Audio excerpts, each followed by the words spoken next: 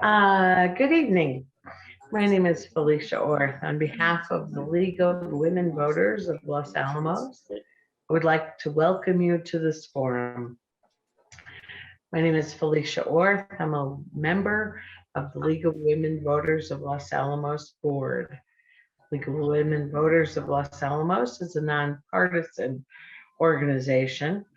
Our mission is to enable voters to make educated decisions on election day.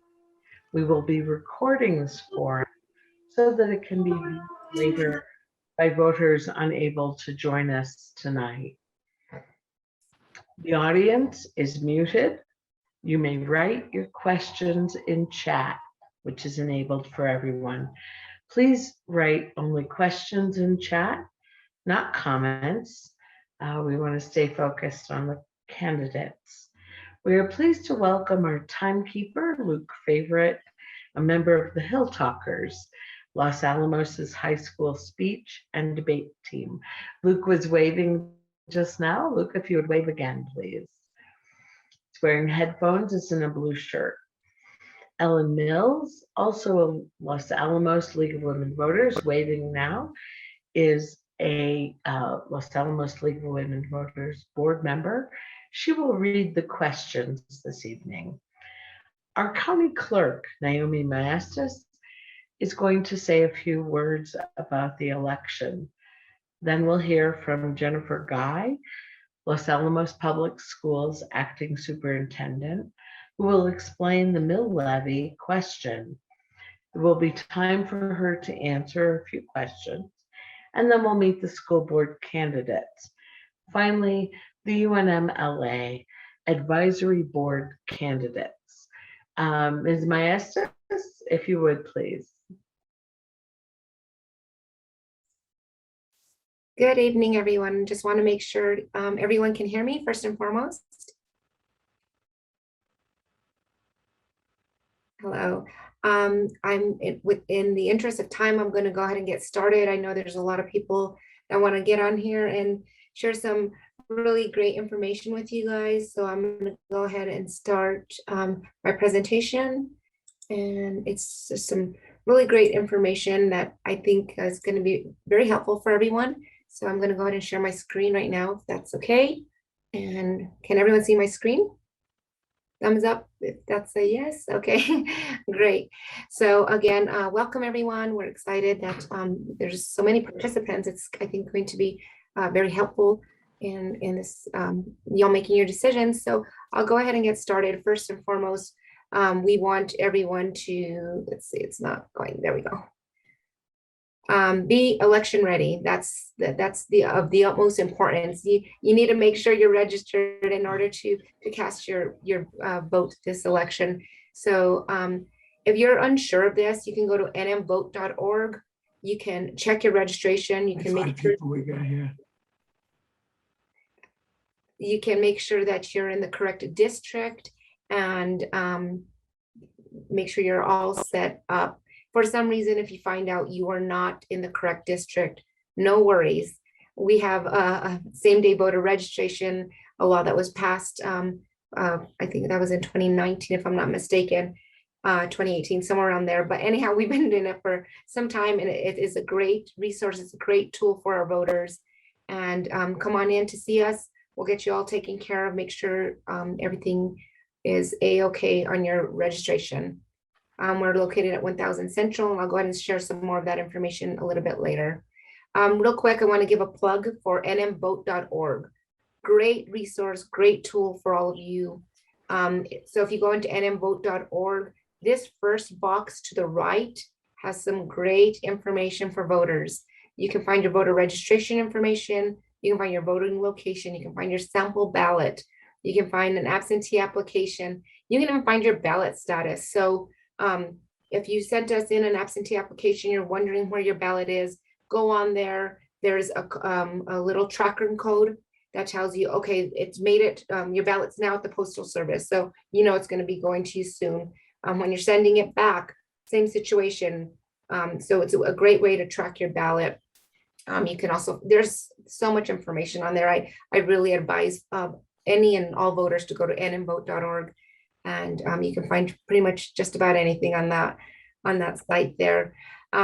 Real quick, we're obviously still in a public health crisis. So if you feel more comfortable voting from home, please do so.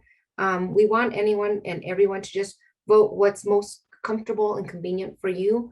So if you prefer to vote from home, one quick thing that we need to make voters aware of is last year there was a law passed that we were mandated to send applications to every voter. That is not the case this year. If you want to vote from the comfort of your own home, you want to vote absentee, you need to request an absentee application. And I'll go over the different ways that you can do so. First off, you can vote, you can do that online by the great tool that I just showed you, unmvote.org, go there. You will also be able to download a PDF fillable form from our webpage. And so if you go to the elections page on our website, it's going to be the fourth little, it was hard to get this in there, but it's the fourth bubble there. And you can get an application that way. Another alternative is to just come on in person. You can request the application either from our poll workers that are downstairs, or you can go into our office and get that application sent to us. Another thing, just give us a call. We're happy to mail one over to you. You can email us we have an elections designated email, so you can go elections@lacnm.us and we can get you over an application as well. Some important information in relation to this is that the absentee application must be completed as you are registered. It must be completed as you're registered. I can't stress that enough. We even put a little extra insert into all of our packages that go out to the voters, and we make that very known to you. You must do it as registered. So please take note of that. Unfortunately, we're required to reject it, but we reach out to the voters. We let them know. You can also, again, there's that great tool, unmvote.org. Oh, I'm not sure how I'm registered. You can go on there and you can find out that information. All completed applications must be received by our office by Thursday, October 28th. After that, we cannot mail out any applications. Plus that, there's a very small window of time for us to get that over to you and you to get that back over to us by the deadline. All voted absentee ballots are physically due by 7 p.m. on election day, which is November 2nd. It's not postmarked, so don't think, oh, I dropped it in the mail, I'm fine. No, they must physically be on our hands by 7 p.m. on election day. So please make note of that. So you can return your ballot in some different forms here. You can hand deliver it to our election workers downstairs at the municipal building. You can hand deliver it to our office. Beginning on the 16th, we're going to open our alternate site, and that's going to be over in White Rock. You can hand deliver it to those poll workers there. On election day, you can drop it off at any vote center. So that's going to be municipal building, White Rock, Town Hall, Betty E. Hart Senior Center, UNMLA, and the golf course. So you could drop it off with any of those at any of those sites, 7 a.m. to 7 p.m. Again, they must be in our hands by 7 p.m. You can also mail it if you so choose. We have a great working relationship with our postal service. Again, you just want to make sure that you get it over within that time frame that I referenced. And we cannot, sorry, I'm just going to move my screen here because it's a little, there we go. So we suggest that you don't mail it out after the 26th, which is a week before the election. If you pass that deadline, you know, we strongly suggest that you go ahead and just walk that into us. So I have some great news. I wasn't sure if I was going to be able to share this or not, but I'm very excited about it. We have now a drive-through ballot drop box over at the Mesa Public Library. It's under 24-hour surveillance and has detection if anybody's tampering with it, and there's any bad actors out there that are trying to tamper with it in any way. It has some detection devices within it, and I'll give you some pictures here real quick because I'm excited to show them. We weren't sure if we were going to get them. Unfortunately, the vendor was scrambling to get some of the supplies they needed to get it set up. So there it is over at the Mesa Public Library. You don't feel like getting out of your car. You have a great and convenient way. Just drive through, drop it in. That's going to be checked twice daily by our staff. And we're hoping to get one out in White Rock. They're trying to get those supplies. So hopefully they will be able to get that before the election. But at least we have one. We're grateful for at least one, and hoping for good things for White Rock as well. So exciting news. Early voting has begun. I'm sure a lot of you are aware of this. I know a few. I see some faces here that I believe you've already gone ahead and went and cast your vote, which we're excited about. Some quick numbers for you is we have 110 in-person voters so far. Good numbers. We want more. So hopefully after the forum today, you'll make your decision and get out there and cast your vote. We have 163 absentee ballots that have been mailed out. So be on the lookout for those folks. And then we have 9 federal voters that we went ahead and sent out. Those extra time, obvious. Those are federal voters, are our overseas military, folks that are stationed outside of the country. And, real quick. So early voting times right now at the municipal building from the 5th through the 15th, 8 to 5. Come by and see us Monday through Friday. And then we extend our hours on October 16th, which is a Saturday, through October 30th at the White Rock Municipal Building, White Rock Town Hall. Those go from 8 to 6, and we're open on Saturdays starting that Saturday. Just as a friendly reminder, voting is closed on Sundays and Monday, November 1st. Obviously, early voting ends October 30th.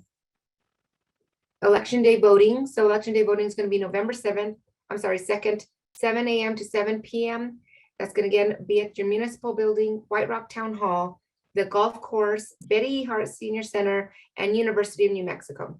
So come by, visit us, and we're excited to get you guys all taken care of.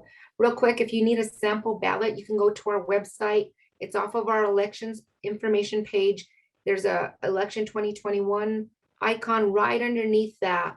It has all your sample ballots. If you're unsure of what district you're in, no worries. There's a map there. I'm going to share that with you. But again, unmvote.org. You plug in your information. It tells you what your sample ballot's going to look like. There's no really great resource, a really great tool. If you choose not to do that, you can again go to our website where I just pointed out right here. There's a link to this map. You can kind of try to figure out where you're at and know what district, and then the districts are referenced here and right in this little color-coded key here. This is White Rock area. This is just some sample ballots, and it's very small to see, but you can go ahead and again go to our website or unmvote.org. You can get a bigger, I just was wanting to show it as a reference. Real quick, you folks know that we're still under, sadly, we're under the COVID-19 public health crisis. It continues. We are doing our best. We're doing everything we can to keep not only our voters, our election workers, our staff, everybody as safe as possible. And, we're just doing everything we can. But if you don't feel, like I mentioned, as I mentioned earlier, you don't feel comfortable, send us over a text, not a text, I'm sorry. Yeah, you can text me if you want. I'll get you an application over to you, but just give us a call. We will get you an application. We'll make sure. The most important thing, guys, is we just want you to make your voice heard. Unfortunately, some folks don't pay attention to local elections, and obviously saddens my heart because I think every voice is important in every election, and we just want to make sure your voice is heard. So get out there, let us know how we can make voting easier for you. And at this point, I'm going to go ahead and stand for questions. And then I'll display my information real quick in case anybody needs to get a hold of us. And if you do need to send me a text to get you an application or anything else, please do so. I'm available 24/7 via phone call, text, whatever you need, an email.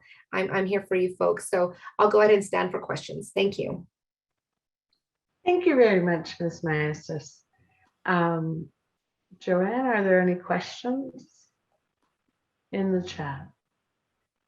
Not seeing any. If you could please repeat your email, Naomi. Sure. Well, we have a few. So the best email for election related information is elections@lacnm.us. My personal email is naomi.maestas@lacnm.us. And then we have another one, which is clerks, clerks@lacnm.us. Any of those we'll make sure and get a response over to you. Right. Thank you very much. Sure thing. Is that it for me, you guys? It is. Thank you. It doesn't sound like we have questions, but it sounds like there are a number of ways people can reach you. Yes. Thank you, guys. Have a good evening. Appreciate your time. All right, we'll turn now to Acting Superintendent Jennifer Guy. Ms. Guy? Good evening. Thank you all very much for giving me the chance to speak to an important issue on the ballot. I just wanted to call your attention this evening to the Public Schools Building Tax Act. So on the ballot that you will see, there's a question asking to continue the tax rate of 3.246% for the next 6 years. I wanted to make sure that everybody understood what this critical funding is used for in Los Alamos Public Schools. And so we use this funding for paying for repairs to school buildings, emergency situations, if there's a plumbing leak, if there's some renovations needed. We use this money to upkeep and maintain our buildings. We use this money for furniture to support teachers in classrooms for things they need. We also use this money for things like computers and Chromebooks and laptops. When we transitioned to online instruction in March, a year and a half ago, 2 years ago almost, one of the things we were able to do that successfully in Los Alamos, completely because of this tax act. This money allowed us to make sure that every student in our district had access to computers and were able to take those home. This money supports playground equipment. We're currently working on, we just recently put in a playground at Mountain Elementary for our preschool students. And while our pre-K funded part of the playground, we were able to finish the playground and add more equipment because of this funding stream. We plan to do improvements to the Barranca School playground. If this ballot, if we're able to continue with this. So this money, when I asked principals recently why this money, or if they felt like this funding stream was important to them, every single principal in the district identified it as critical to their operations.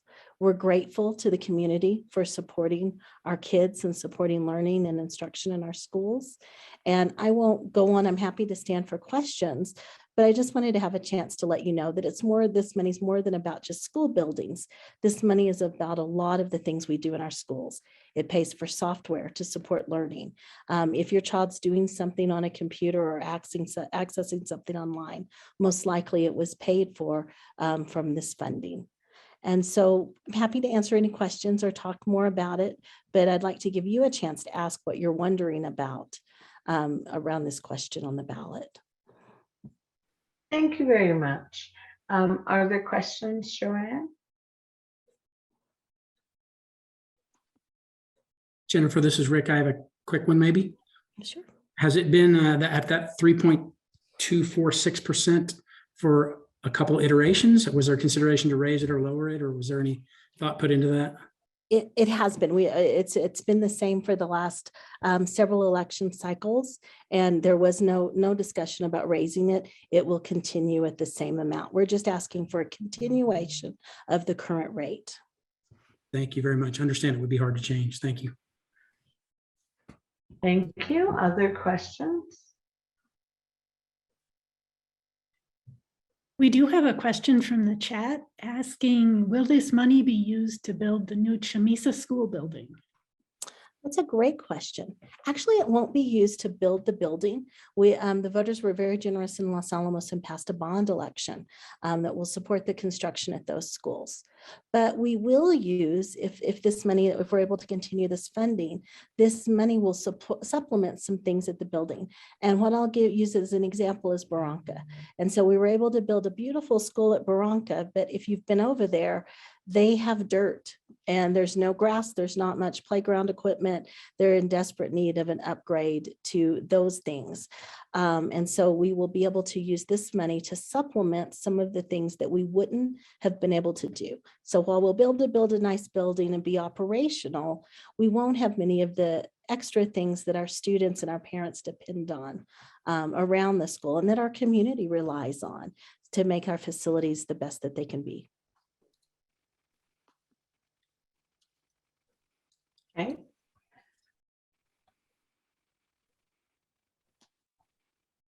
And we've got one more. Will the money be used to fence in school areas? You know what, we don't have plans currently to use that funding for fencing right now. We have some safety money from the state. In the future, if that were an issue or we needed to supplement funding, it's something that we could consider and take to the school board or our parent communities to discuss. Current fencing plans that we have were provided out of some state safety money. But that's a good question. And finally, if the measure does not pass, what will happen to tax levels? Will they decrease? That's a great question. You know, your tax rates, they would decrease by the amount that we're currently asking you to continue. Yes, our services and our ability to support students would also decrease. We would have less availability to provide students with the technology and the facilities and the furniture and things that they need.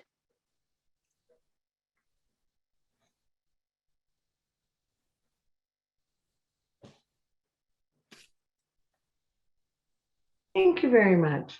Are there any other questions of Ms. Guy? I'm not hearing anything. Ms. Guy, thank you very much. Thank you all for giving me the chance to speak. I appreciate it. Thank you. We'll turn now to the school board candidates.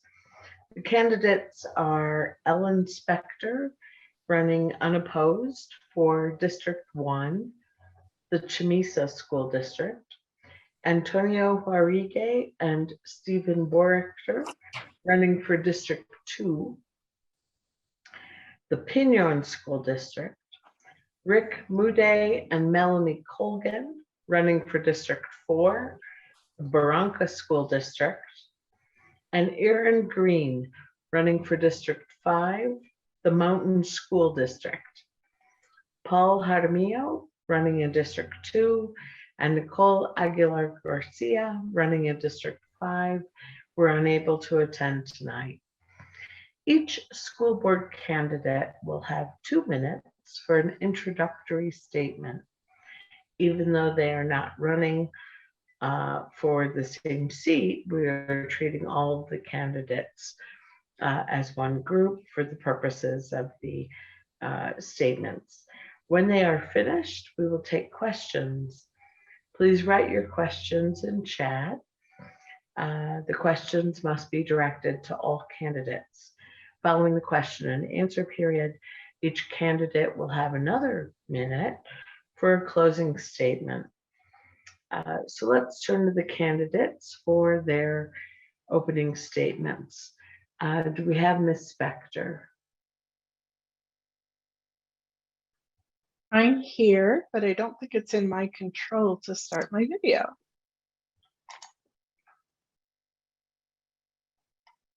There we go. Okay, there you are. Here I am.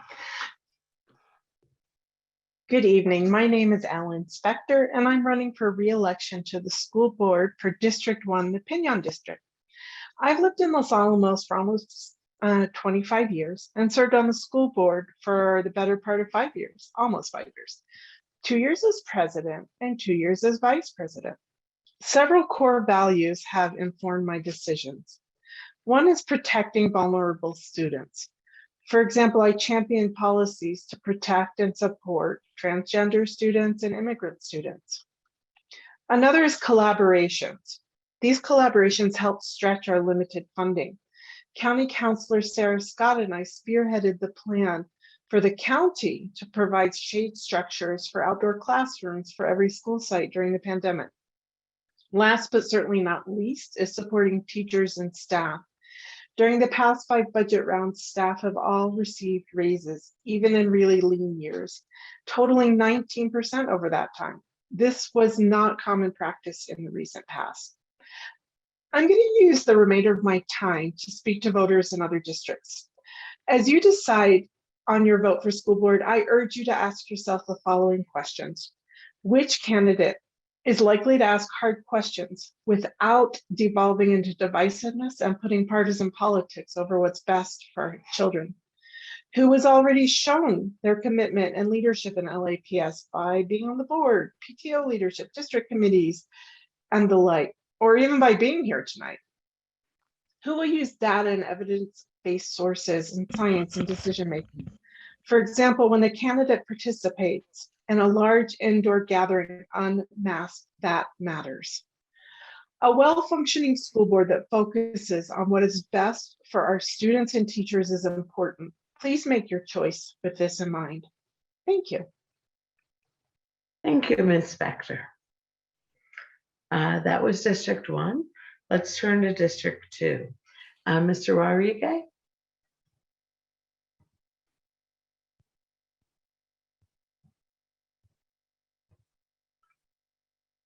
Please unmute yourself. Let's see here. Hello, and thank you all for being here, and thank you for the invitation to the League of Women Voters Forum. My name is Antonio Jauregui, spelled just like it sounds, Jaurigue, and I'm running for school board in District 2. My wife and I have 3 wonderful children, all currently in the district. My daughter is in 2nd grade, my younger son is in 5th grade, both at Chamesa, and my oldest son is navigating 7th grade this year. I am a United States Navy veteran of 9 years, and having traveled the country and around the globe, I've learned a great deal about how the differences in humanity is a strength. My military experience has also taught me how to navigate regulations, procedures, as well as conflict among people who hold different priorities. Since leaving the Navy, I have attained a bachelor's degree in nuclear engineering technology, as well as a 2nd bachelor's in philosophy, and I'm currently about 4 months away from completing my MBA, which has only expanded my ability to navigate complicated budgets, as well as maximize potential within an organization. I'm currently an operations center supervisor, which demonstrates an ability to lead and communicate effectively. Since moving to White Rock 7 years ago, I have been a consistent volunteer for the school district and various events in Los Alamos. As an active parent in the schools with strong relationships with the educators, I'm in a position to help our district thrive. There's rarely a school event that I don't attend as a volunteer or as a participant with my children, from fundraising efforts to helping with dances and field trips. Most recently, I helped the PTO raise more than $4,500 with a community yard sale at Chamesa. Similarly, my family's involvement in other events in our county, such as sports and clubs, helps me to form connections with other parents and teachers, expanding my ability to represent the community's interests. I've been fortunate to be endorsed by many educators and families in our local papers. There are links to easily access those endorsements on my website. I look forward to taking your questions tonight. Thank you. Thank you very much. I will turn to Mr. Beaurector. Well, thank you, Felicia, and the League of Women Voters. One correction we do need to make. District 2 is sort of like the Chamesa district, and District 1 is mostly the Pinon district. You had those reversed a little bit earlier. And if you live on Rover Boulevard in White Rock, you probably send your kids maybe to Pinon, but you're in the Chamesa district because they don't totally align there. So good evening. My name is Steve Beaurector, and I'm running for re-election of the Los Alamos School Board. I've been on the board for 4 years. I have 29 years in Los Alamos, and let me just say that I was in Antonio's shoes a long time ago when my kids were Chamesa bound. They are now 31, 29, and 27. Yeah, I have a long history of service to Los Alamos community and leadership here, and I think that I can continue to provide that leadership and experience to the school board, especially as we face some of these more challenging decisions that are important and strategic for our community and for our schools and our children in the next several years, including decisions for the hiring a new superintendent, for building of the Chamesa schools, and for strategic usage of other facilities and resources that the schools have, including, for example, the North Mesa Housing Project. Let me just say, I have an absolute passion for education, and I am a strong and vocal advocate for education. It's the single most transformative element in our society to help bring society up and bring it together. And I'm a believer in public education. I myself have a doctorate degree. My wife was a chemistry teacher for 29 years, and it turns out all three of my kids are working on their advanced degrees, mostly in medicine. Just a little note on Chamesa and Antonio. You know, when you listen to the PA system in the auditorium there, hey, I put that in after my kids were doing a play, and I couldn't hear them very well. Well, that's about it with my time and my story. Most of you know me. I've been around Los Alamos for a long time. Thank you for your time. Thank you very much, Mr. Beaurector. We'll move from District 2 to District 4. Mr. Moody? Thank you, Felicia. Can you all see me? I think I got my video on. My name is Rick Moody. I'm running for the District 4 seat. And I'm super happy. We can't see you, but we can hear you. Let me see if I can, did it start that time? Oh, good. My button didn't work. Thank you. Running in District 4. Thank you it's wonderful to be here. I appreciate the invitation. I've been in Los Alamos with my wife, Teddy Sue, about 23 years. I also have 4 children. 3 are through Los Alamos school systems that are beneficiaries of the great school system that we have here. 1 is a junior. He's our last one.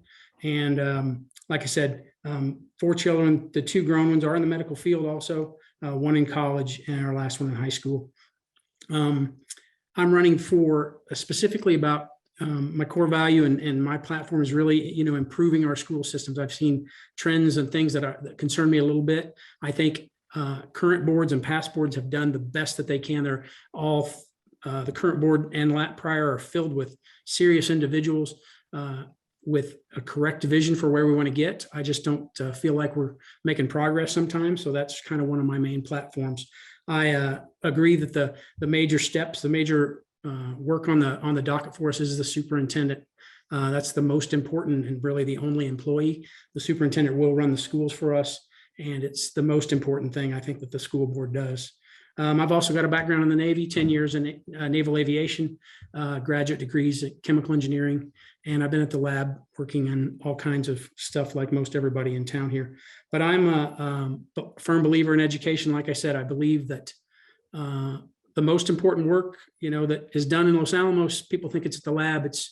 It's not at the lab. It's probably at the schools. They're going to be cleaning up our problems for many years to come, and they deserve the best that we can give. So Luke's doing a great job up there, but I thank you for the opportunity to be here, and looking forward to the questions. Thank you, Felicia. Thank you very much. Let's turn to Melanie Colgan. Ms. Colgan? Thank you. My name is Melanie Colgan, and I'm here to ask for your support in the upcoming election to District 4, to the Bronco position on the Los Alamos Public School Board. The reason I'm running can be summed up into 2 words: the kids. I'm not here to promote a political agenda. I'm running to do what's best for the kids. As a parent, a coach, a Girl Scout leader, a Sunday school teacher, a classroom volunteer, a PTO president, and as the current Los Alamos School Board president, I've been deeply involved with LAPS in our community for the last 15 years. As a nurse and a local college professor, I bring the experience, knowledge, training, and commitment necessary to lead our district during this critical time. While serving on the school board over the last year, I've demonstrated a deep commitment to the education and the well-being of all Los Alamos public school students. And although I am the parent of 5 children in the district, my decisions while on the school board have always been based upon what is best for the district as a whole. Soon, the school board will be selecting a new superintendent. And if elected to the school board, I will be able to evaluate our candidates and work with a new superintendent, utilizing my experience of having worked with our last superintendent and our current interim superintendent. I will continue to bring my nursing, teaching, and community experiences to the complex decisions that the board must make, while always keeping in mind the welfare of all the students, teachers, and staff of LAPS. Once again, I ask for your support in the upcoming election to the District 4 position on the Los Alamos School Board. Thank you. Thank you very much, Ms. Colgan. We'll move to Erin Green, running for District 5, the Mountain School District. Ms. Green? Hello, thank you for having me. It is an honor to be here. My name is Erin Green. I am running to keep my appointed seat on the school board representing District 5, that is Mountain School. I was unanimously appointed to that position in July by the current board, and it has been my pleasure ever since. My values are social emotional welfare and keeping kids safely in school as we continue to weather the COVID-19 pandemic. I look forward to working closely with my fellow board members as well as school administrators to explore sustainable support for teachers as well as equitable practices that benefit every single student. My youngest child is a first grader at Mountain Elementary. My oldest is homeschooled. I have been dedicated to education as a homeschooler for 6 years. I founded and directed an educational forest school cooperative.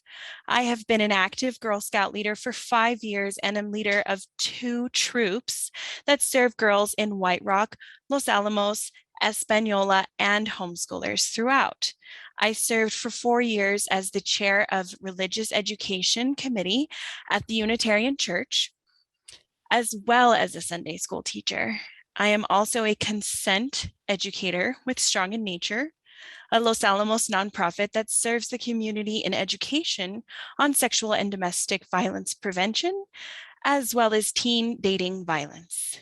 In my role as the chair of the Los Alamos County Racial Equity and Inclusivity Task Force, I am fortunate to lead the effort in examining equity and accessibility in our county. As a biracial individual, I am uniquely qualified to be a bridge in our diverse community. I am currently a graduate student working towards a master's in licensed mental health counseling. I will be practicing in practicum next summer, and I hope to graduate in the fall. Thank you very much, Ms. Green. Let's turn to the 2 candidates who were unable to join us this night live, but who submitted written statements. Paul Jaramillo is the first one, and as I understand it, Ms. Mills, another board member, will be reading that statement. Ms. Mills? Yes, can you hear me? Good. So this is a statement I'm reading on behalf of Paul Anthony Jaramillo, District 2, Chamesa, White Rock. First of all, I would like to thank you for the opportunity to provide a statement and apologize that I was unable to Zoom in tonight due to a prior commitment. Despite the rumors that I intentionally avoided this forum is blatantly false. It is a forum I would have loved to have been involved in. It just happened to be scheduled at a time that I was unable to partake. I chose to run for the Los Alamos Public Schools Board because I have been involved in the district for the past 4 years before COVID as a special education instructional assistant, IA, and a district-wide substitute. It is a high priority for this district that we perform as a cohesive unit, including board members, district personnel, staff, teachers, and community members. It is essential that we effectively communicate across all areas, establishing and maintaining trust and common goals. We must also ensure that methods of accountability are in place, such that each member of our team understands his or her responsibility, and that parents, children, teachers, administrators, staff, and school board members can fulfill these responsibilities effectively with the students, first by sticking to traditional classroom teachings of math, science, language arts, social studies, etc. I will come to this position with an open mind and the objectivity necessary to perform all the functions of a school board member, including hiring a qualified superintendent. I am willing, eager in fact, to devote this time and energy that this community deserves in fulfilling my duties as a member of this board. I have so much more, but I am limited with time. God bless you all as we move forward for our students for a better future. Paul A. Jaramillo. Thank you, Ms. Mills. If you would turn then to the other written statement that was submitted on behalf of Nicole Aguilar Garcia, who is running in District 5. Unfortunately, due to a prior commitment, I am unable to be in attendance tonight. I am excited about the upcoming school board election, and I am committed to be a positive voice for students, parents, and teachers. I am a Los Alamos native and attended LAPS from kindergarten through graduation. I am married with 4 children at LAPS, a senior at the high school, and 3 children at Mountain Elementary. I work at Lanel as a staff operations manager.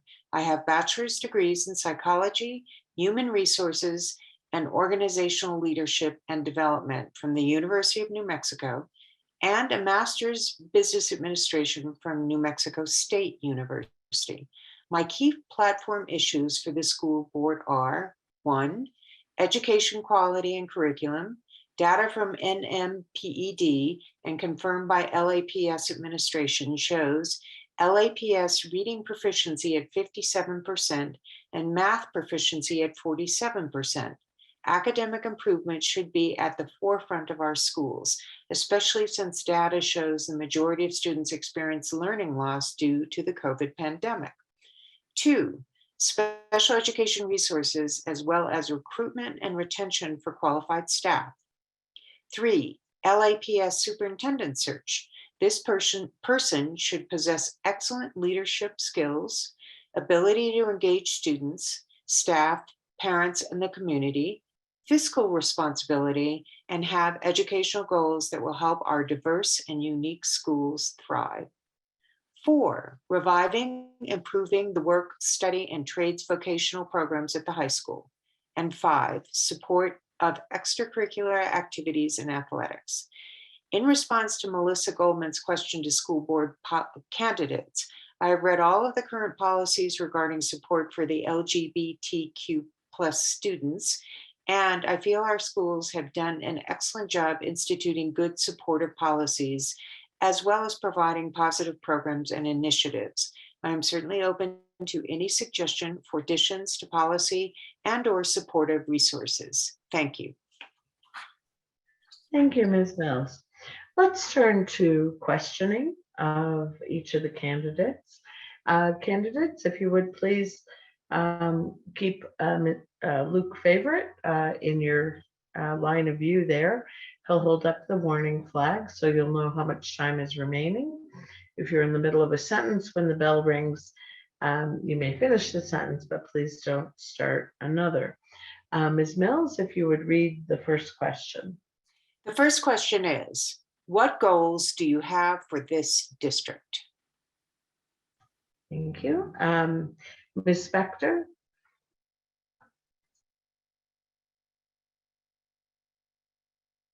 The overarching goal for this district for the past 2-3 years has been the Thrive goal. And so for me, that means that our students will thrive and our staff will thrive in a setting that is physically and emotionally safe, and that will encourage our vision of lifelong learners. And so that includes basic skills in all of the subjects and knowledge. It also involves critical thinking, especially during these times. We're at an age where facts are important but easily accessible. How to think and analyze and understand those facts is a critical goal for our district. Thank you. Thank you. Mr. Rodriguez? That is an excellent question. And my goals in this election are twofold, and I'll expand on them as long as I have time. My first goal is to improve the mental health of our students, our teachers, and the entire population. I believe that with an improved mental health and a focus on social emotional learning, that will translate into results once they get to high school, with less substance abuse and less suicides. I also believe it will be reflected in better performance in test scores. Maslow's hierarchy of needs show us that as needs are met, they will reach their full potential. The other goal that I have is to bring a fresh perspective to the school board. I want to be a fresh set of eyes and a fresh voice that is in touch with the parents and in touch with the teachers. And I want to bring their opinions to the school board and not just what I think is best.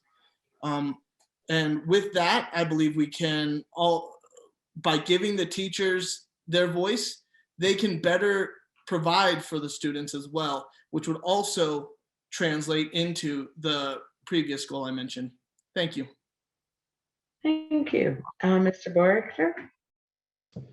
Thank you for that question. Yes, my goals for the school board in the up and coming session are to help ensure that as a board, we can lay the policy and strategic decision-making resources for long-term success of the very best public school district in northern New Mexico. There are several different ways in which we can lay that foundation for success for all the years coming ahead, including the usage of our facilities and our strategic investment in our people. It's very important for board members to appreciate the roles of the board, and it is sometimes confusing to some people who believe that board members should be engaged in operational decisions. And I, for one, believe very strongly in strategic planning and strategic investment. We want to create that foundation to have the very best public school district that serves both our community and all of northern New Mexico as we can, with other district students as well, as far as we can see into the future. So my goals are really about strategic and future planning, and doing so in a way that we can be the best district we can for all of northern New Mexico. Thank you. Thank you. Mr. Moody? Thank you very much. My goals they all have to do with policy. Like Stephen said, we're not going to be executing policy, talking to folks, staff, and teachers. That's going to be the superintendent's job. So in order, I just try to quickly run through 5. Improve academic performance is my number one goal. It's what I've seen a trend that's not been in the positive in my view. And I think we need an improved policy relating to definitions of success for all the students. We need an outstanding superintendent. I mean, I could run through dozens of things, not all my ideas, but we need a truly special person that can do all of these things that we need them to do for our school system here. We need to improve parent engagement. Parents have been crowded out, and I can talk more about this. I hope I get the chance to, but parents' engagement and as trusted partners, you'll hear some candidates say their job is to help students and teachers and staff. And it's students and parents and teachers and staff. That should be the overall priority. Also boys, I kind of feel like boys are being left behind. My boys are bookends. I've seen I've seen a small change, a little bit that boys are a little bit being left behind. I don't think it's on purpose, but I do believe that it's real. And I want to talk about the insidious effects of some of these things that you'll hear about ideas and groupings of people and things, and it's just not serving kids well. And so that's my 5. Thank you. Good job, Luke. Thank you. Ms. Colgan? Thank you. My goals for the district include giving all of our students a well-rounded education out of Los Alamos Public Schools. And by this, I'm referring to offering more technical and vocational training and combining that with our already outstanding academic programs. We do high achievers really well in this county. And we have a lot of services and supports for our special needs students, although many of those can be improved upon.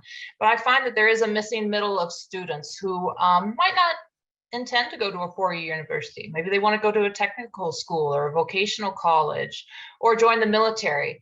I would really like to have more opportunities for those students and to have them know of those opportunities, both in the community and for when they leave Los Alamos Public Schools. I believe introducing such opportunities to students will also go along with our Thrive motto here in the district. And this has the ability to affect the whole child once they know that there are opportunities for them outside of LAPS. And thank you. Thank you, Ms. Colgan. Ms. Green.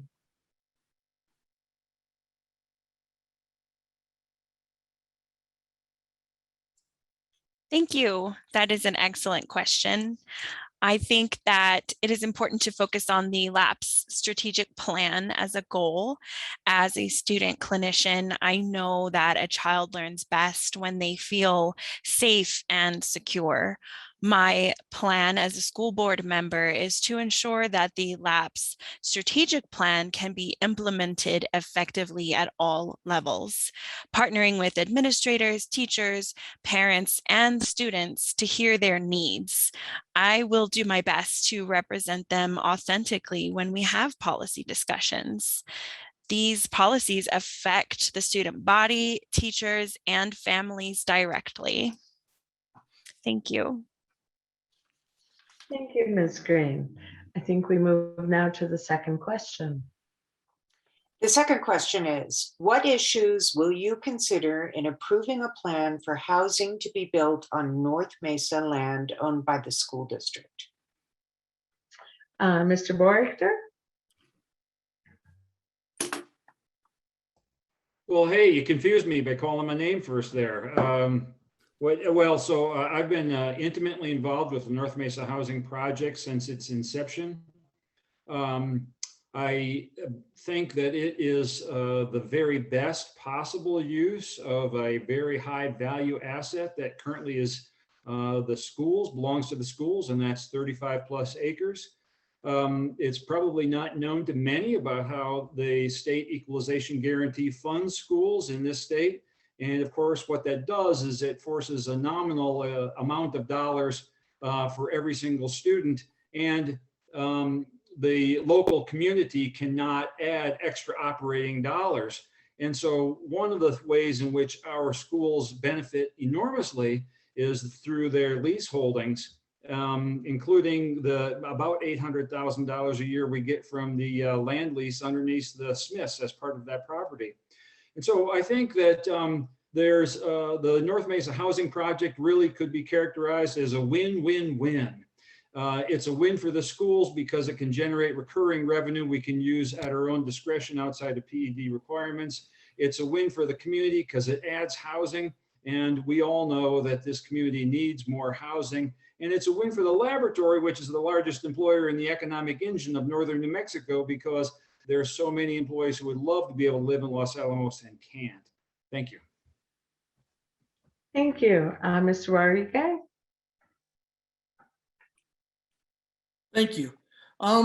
With the issues that I would consider with the building of the North Mesa Housing Project, my main concerns are that it was discussed to create affordable housing, but affordable housing initiatives have been tried in Los Alamos before and proved to be not affordable. The issues that I would consider are what mechanisms are in place to keep these houses affordable into the future and to ensure that the population that we need, educators, and by educators, I don't just mean teachers, but teachers' aides and custodians, what mechanism is there in place to ensure that they are not going to get outbid by $80,000 as we're seeing in our current housing market? Furthermore, what mechanism is in place to keep these revenue streams that Dr. Beaurector just mentioned? These are all issues that I would consider when approaching that North Mesa housing project. Thank you. Thank you. Mr. Moody? Yes, thank you very much. My concerns about that project, Antonio mentioned one, which is the cost. Good, well-intended plans sometimes do not come to fruition, so that would be one concern. I think the coordination, and again, the school board is in charge of the schools and the projects, but the county council has housing problems in this county. And I believe this is some low-hanging fruit. And I know there's some concerns about the cross-country course and some of the coordination that's gone on between the county, by the county council, and the coordination I think has been lacking in some ways. So I've been back there. There's a lot of construction. There's large vehicles and things going on back there, but I think it could be coordinated and communicated with better. Also concerns with, I'm actually just not knowledgeable of, Stephen may be well knowledgeable of the partition of that land, which is significant, and the benefit to the school. But again, it's a secondary issue of, to me, for students. And so it's important, and we need to do a good job with it for the community, with a vision for the future. And we need to make sure that the top goal is to make sure that we get affordable housing, then we should end up with affordable housing, hopefully for firemen, for teachers, for staff. And so those would be my concerns. Thank you. Thank you. Ms. Colgan? Thank you. I also serve on the North Mesa Housing Committee along with Dr. Beaurector. And the concerns that my fellow candidates have mentioned are much the concerns that Dr. Beaurector and I both share. We are on the committee so we can find reoccurring funds for Los Alamos Public Schools. That is our main goal out of this, is that we get the money that we need to keep our schools running. I do see this as a possible win for the county as well as the school district, for the reasons that Dr. Beaurector has already mentioned. I won't repeat those. These houses are supposed to be for the missing middle. They are supposed to be kept affordable. We're in the process right now of working with professionals who will guide the committee and the county and the school district in ways that can be done. But I must admit, there are concerns that we have at North Mesa. Traffic is one concern. We don't want to add a ton of cars. Safety is another concern. We have had fatalities on North Mesa where pedestrians have crossed the road and been hit by cars. So safety is an issue as well. We also have the cross-country course that Mr. Moody mentioned. And I would like to see that if that cross-country course does go away, the county does replace it. So I feel my place on that North Mesa Community Building Committee is to make sure this project is done correctly. Thank you. Thank you. Ms. Green?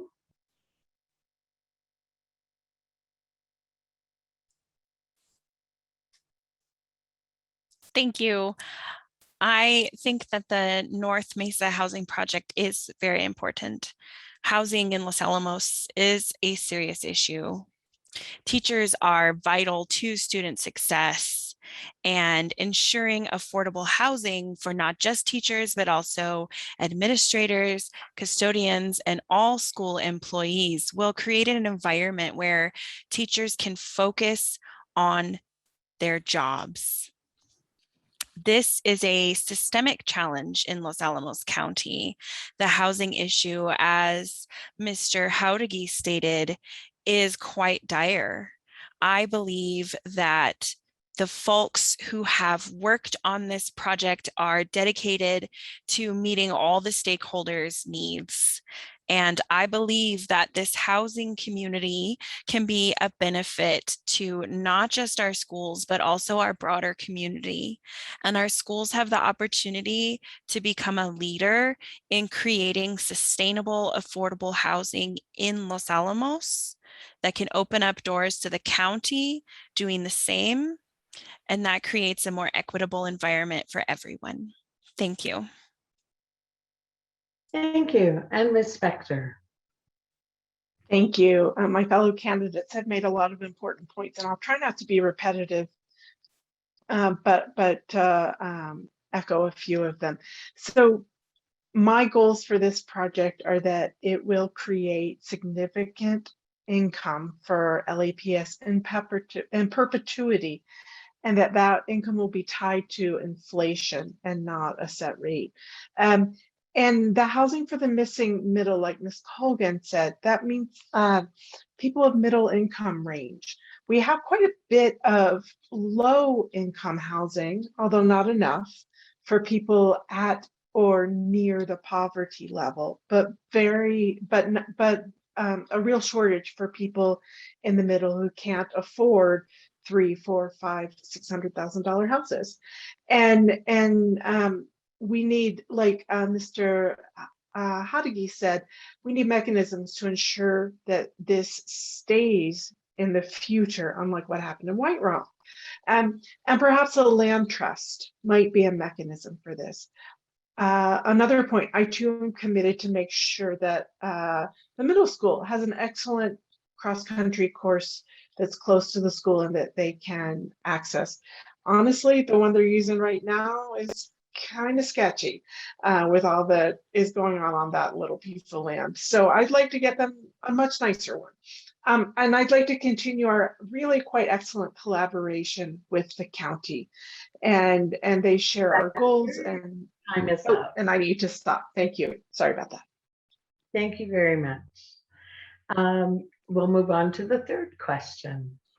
The third question is, what populations of students do you think face particular challenges? How would you support these students and improve their school experience?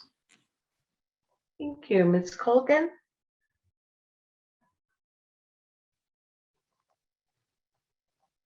Oh, thank you very much. So what populations of students face particular challenges? In our school district, I think one thing I've learned while on this board is that all students have the possibility to face challenges in Los Alamos public schools. There are, of course, those that I worry more about are disadvantaged students, or students who may be coming from off of the hill. I worry about our students who have disabilities and special needs.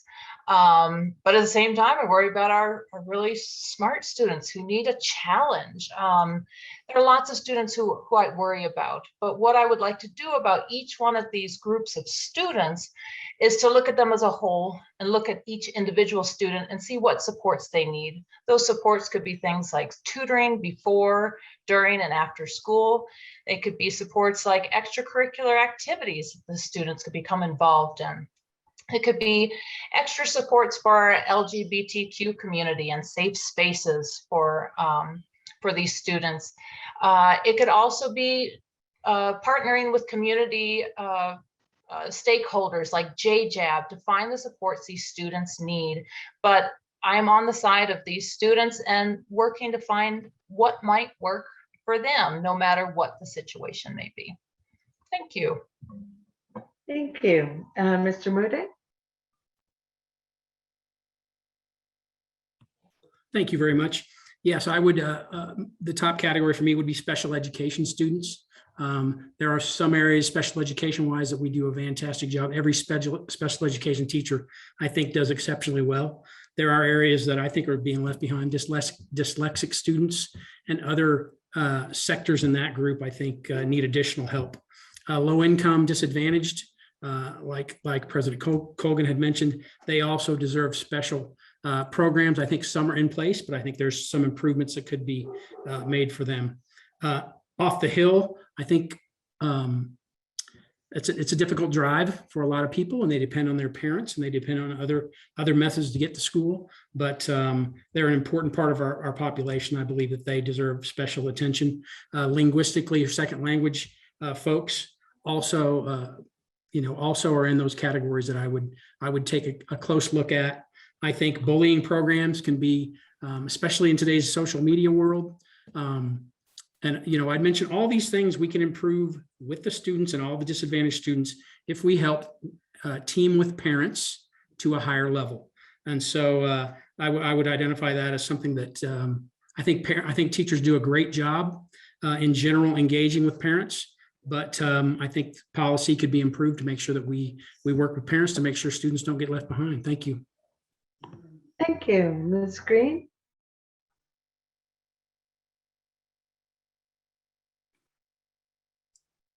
Could you please repeat the question? Certainly. What populations of students do you think face particular challenges? How would you support these students and improve their school experience? Thank you. Statistically, populations that face greater challenges are students who identify as Black, Indigenous, people of color, students who identify as LGBTQIA+, students who struggle with mental health challenges, and special education students. I have seen and experienced life as a person of color. I tend to agree with these statistics on this issue. Any student who does not identify with the dominant group can face challenges in this community. I believe that these students need to be seen and validated, focusing on programs that bring these students in.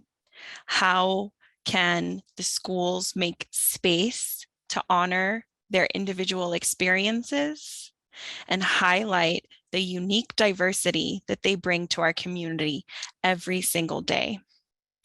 Programs like talking circles, a restorative justice approach, these are all examples from my training as a clinician, as a student clinician, that I would love to bring forward in my work as a board member.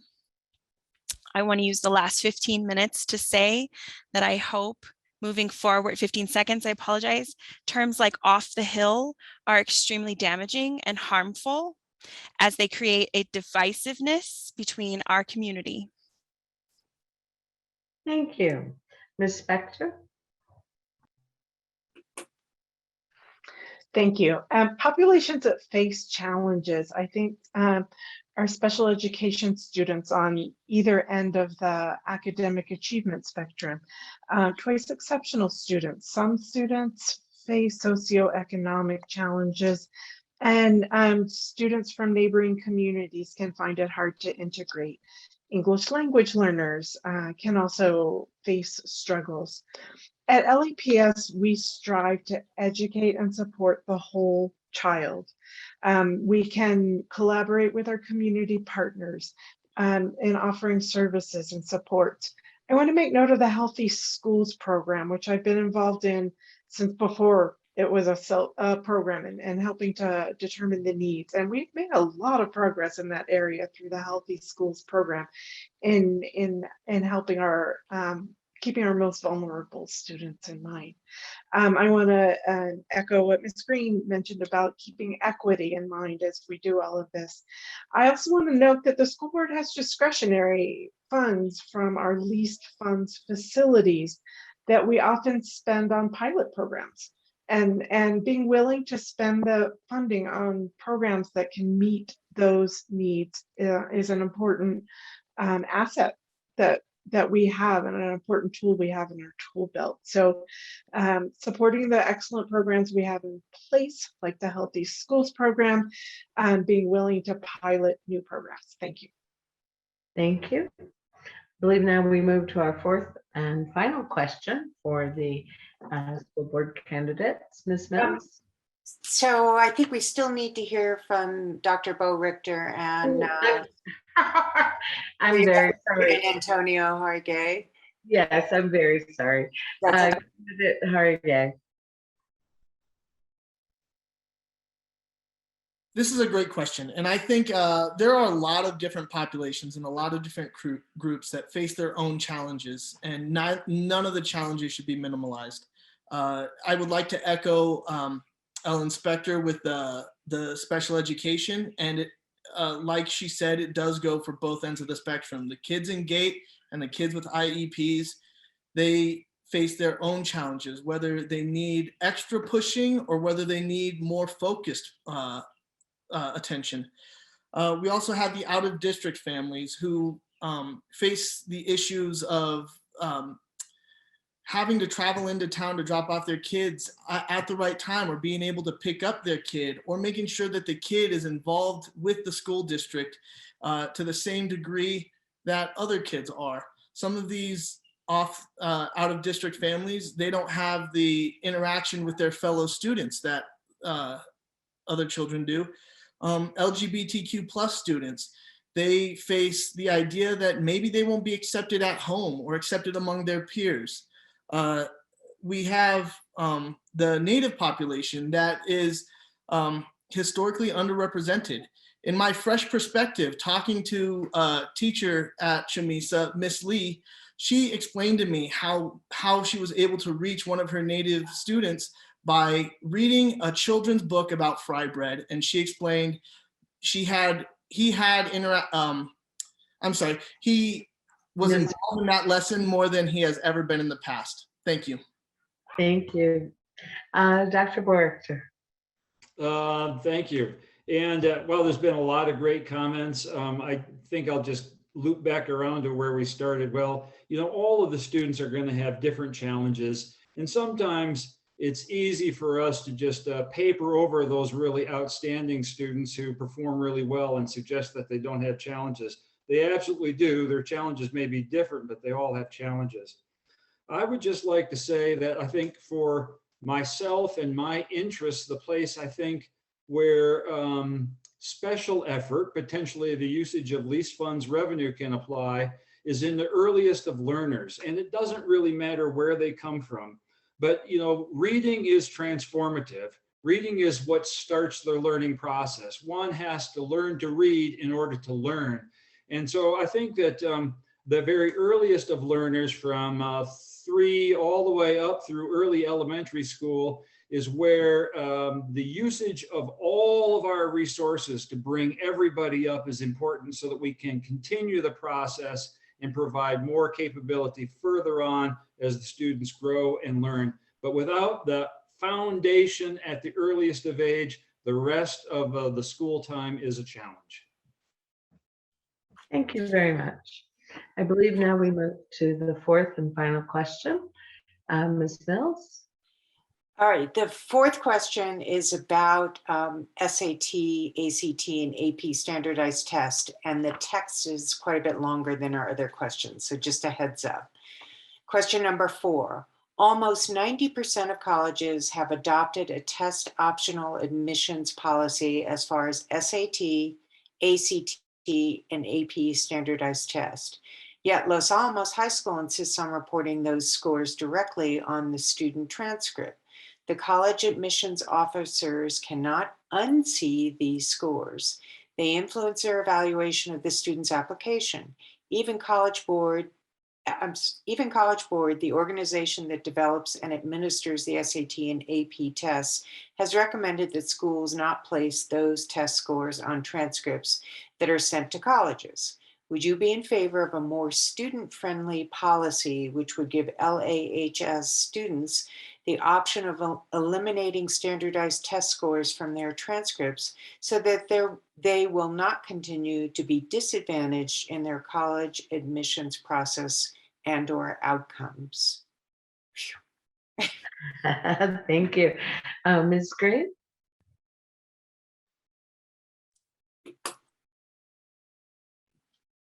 Thank you.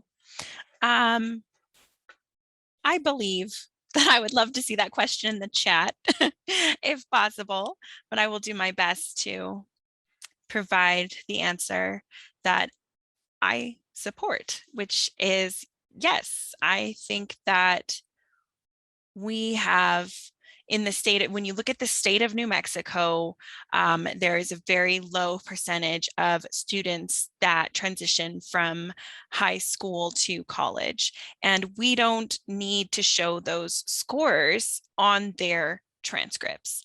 When a college is evaluating a student, they want to get to know who the individual is. I think in order to empower all students to make decisions about their educational and academic future, that it would be appropriate to remove those scores from transcripts, as other universities, as other high schools do in our state.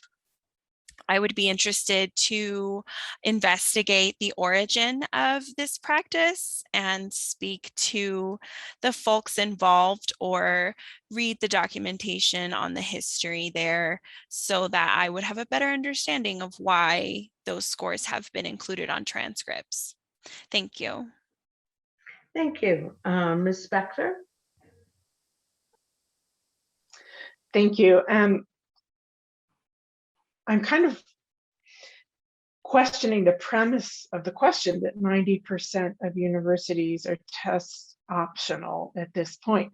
That being said, it doesn't seem too hard to take these scores off of transcripts with everything done electronically now. That it should, I would very much be in favor of having this optional or removing it altogether. Students who are relying on those scores to get into colleges have plenty of means for sending those scores off to colleges, and I don't think it matters if it's on the transcript or not. So I would want to look more deeply into this question, because I suspect, like many questions, many difficulties that seem simplistic, there's usually complexity behind them. And so in this scenario of possible conflict, I suspect there are details that I'm not aware of. And so rather than jumping to changing a policy, I'd like to talk to the stakeholders, the administrators, and Ms. Black at the high school counselor who knows the most about this, and really get all of the details. And then if it did turn out that the premise of the question was accurate, then I would see no reason not to change the policy. Thank you. Thank you. Mr. Harigay. Thank you very much. This seems like a very expansive and complicated answer to this issue, I guess. Like Ellen Spector pointed out, there could be other things that are unknown, but I'm going to run with the idea that the question is accurate. And given that, I think it's a no-brainer to remove the test scores from the transcripts. The student could still introduce their test scores as part of the application process. As I mentioned in the last question, and as Steve Beaurector also pointed out, both sides of the academic spectrum have challenges. The children who excel at school and take tests really well will have great test scores. The children who don't, that's another challenge that they will need to overcome and otherwise will not be able to if it's on their transcripts. The other barrier is for low-income families who cannot prepare their students with SAT preps, or some that don't have the time to put forth as much studying and preparation for these tests so that they can succeed. I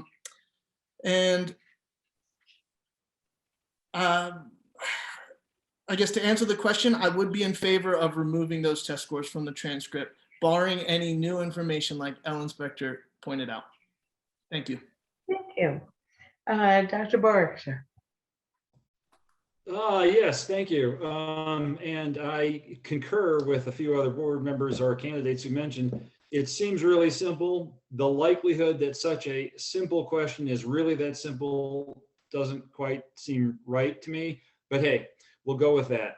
So logically, the state of New Mexico specifies the benchmarks and standards for a high school graduation. And it makes perfectly good sense to me that what's on a high school transcript is that which is required to graduate from high school, and then SAT, ACT, and AP scores are not. And so it doesn't make any sense at all on the outset why these would appear on a transcript, because they're not fundamentally required to receive a high school diploma in the state of New Mexico. Thank you. Thank you. Mr. Moody. Thank you. Yes, I also would echo most of the candidates and board members. I think the transcript should serve the student and family best. So I'm in favor of the option.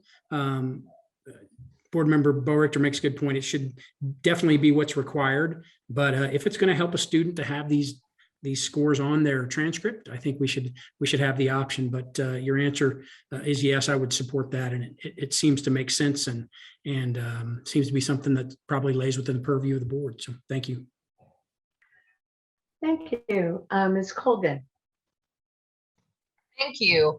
I must admit, I have spoken with Ms. Guy as well as Mr. Carter Payne about this exact issue. And it is a little bit more complicated than everybody knows. The SAT scores are the SAT is actually our standardized test for our high schoolers. Like we have the Mesa tests and such for our elementary school students. We have the SAT as our standardized score or a standardized test for our high school students. So it tracks how they're doing in the curriculum.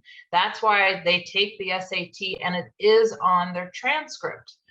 Now, having said that, I do sympathize with students and parents who would like to have that removed, because some days, hey, you just don't take the test as well as you do on other days, and that could hinder you. So if there is a way to remove that score, I would be all in favor for it. But I know it is a bit complicated because that is the standardized score that we use here in New Mexico and in Los Alamos. So it is a little harder than just taking it off. We have to be a little bit more creative. There has been talk of putting some sort of disclaimer on there, but I would be happy to work to solve this problem. So those transcripts do actually work for the students and their goals. So thank you. Thank you. Ms. Mills, is that the end of the questions for now? We need to move to the UNMLA Advisory Board candidates. Oh, okay, I'm looking at the time as well, and I think we need to give our UNMLA Advisory Board candidates an opportunity to speak.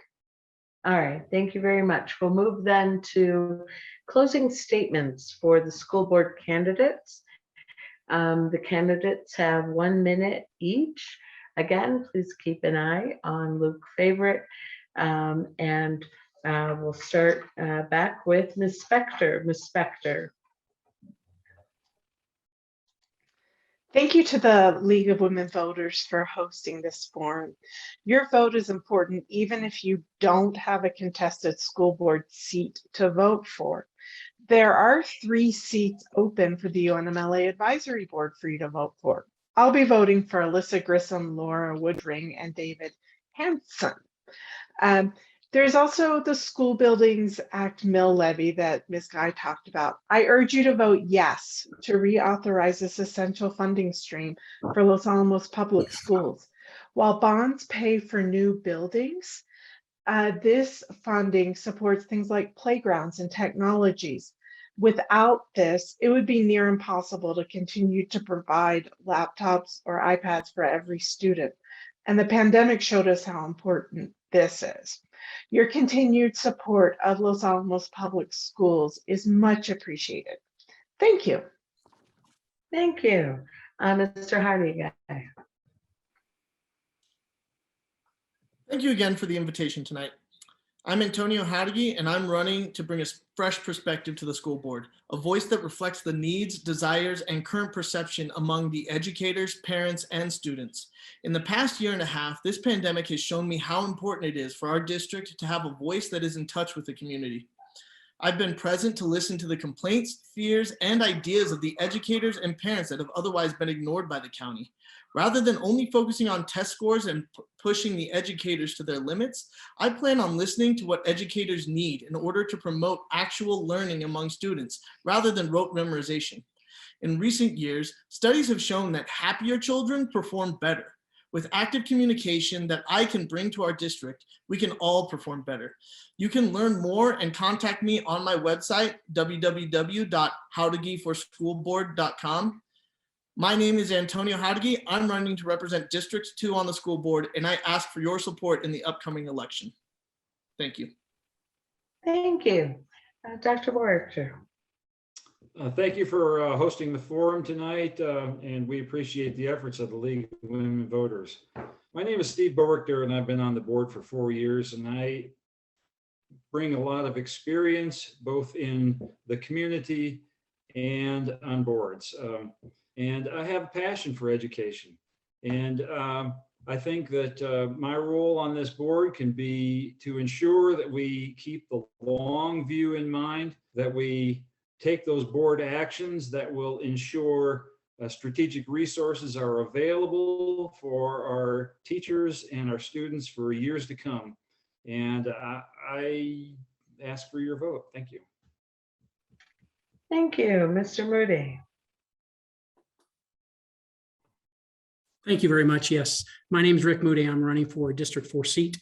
I wanted to take a comment about, the divisive political nature of this race. And I want to thank everybody for their sincere efforts through all of this. There's a lot going on. So much discussion about critical race theory has happened in the past, and I just wanted to make a comment in my 40 seconds remaining. Looking at the social studies plan for the state of New Mexico, in that document, the words identity and group are mentioned 185 times in the K through 12 social studies program. The word freedom is in there once. The word Declaration of Independence is in there twice. The Bill of Rights is mentioned 3 times. So you can see from this meeting, these kind of discussions seem to be a lot about separation and division and groups and safety, which has nothing to do with safety. It has to do with an absence of adversity.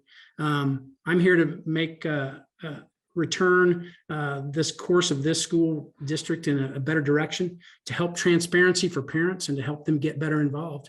You can help by voting for myself, also for Paul Jaramillo, Nicole Aguilar Garcia, and David Hampton, like the end. Thank you. Thank you. Ms. Colgan. Hi. I would also like to take this opportunity to thank the League of Women Voters for organizing and conducting this forum. This is a great Los Alamos tradition, and I'm so very proud to be a part of this tonight. I would also like to state just one more time that I'm not running to promote a political agenda. I'm here to do what's best for our students, our teachers, and our staff. I'm running to keep them all safe and healthy and in school. This can only be done by following evidence-based science. Once elected to the school board, I will continue to respect, value, and encourage the involvement of Los Alamos's parents, students, and the community. I will seek the knowledge and the expertise of our district's teachers and staff, whose services are absolutely essential to LAPS, and I pledge my continued dedication to you. I ask for your support to be elected as a member of the Los Alamos Public School Board from District 4 or the Barranca District. Thank you very much. Thank you. Ms. Green.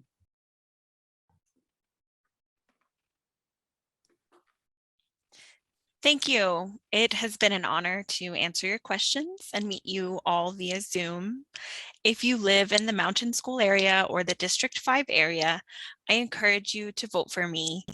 I know that our schools already have a strong foundation in safe and healthy schools initiatives, and I'm dedicated to continue building those same initiatives for all students, no matter what their background. Every single child deserves to feel wanted and safe so that they can thrive academically. Frederick Douglass said, "It is easier to build strong children than to repair broken men."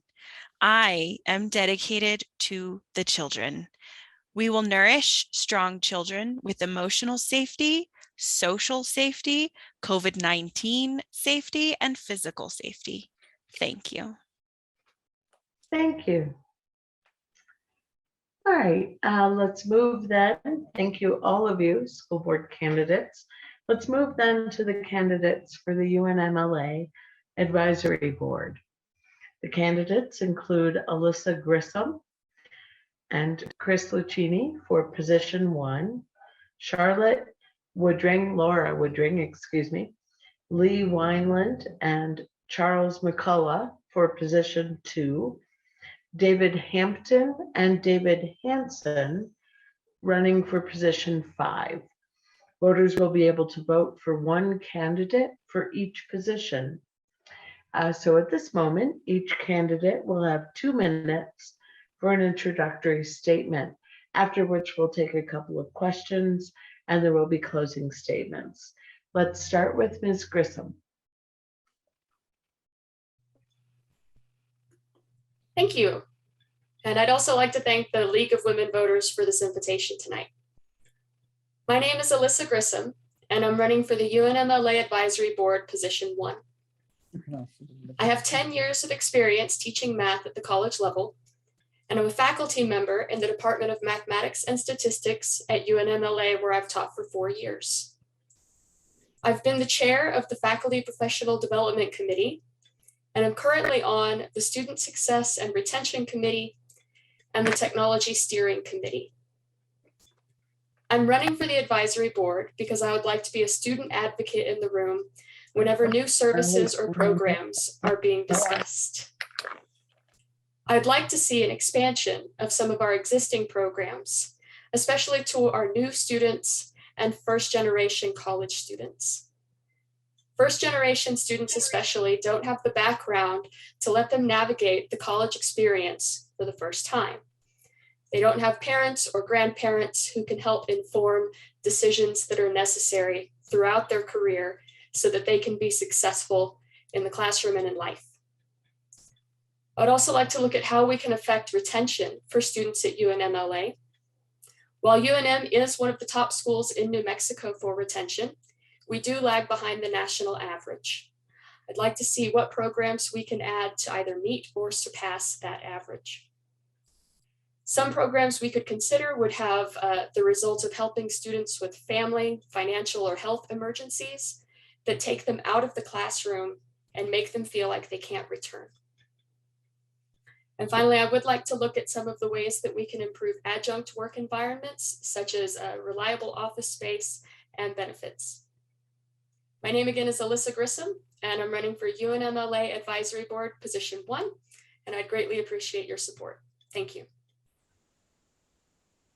Thank you. Ms. Lucchini? Hopefully I'm on. My name is Chris Lucchini. I'm running for the same position as previously mentioned.